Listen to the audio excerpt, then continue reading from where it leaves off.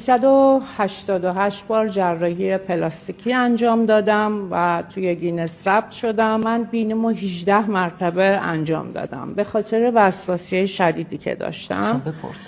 و من 8 سال غذا نخوردم. چی؟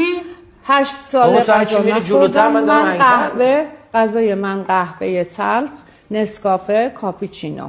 غذا به چه دلیل نمیخوری؟ به خاطر وسواسی که یه موقعی من چاق نشم. باریک‌ترین کمر دنیا رو دارم که اونم توی گینس ثبت شده. فقط دنده هامو در نیاوردم که دکترها فرمودن که 3 روز بیشتر زنده نمیمونی. انسان باید ذاتش خوب باشه، پاک باشه.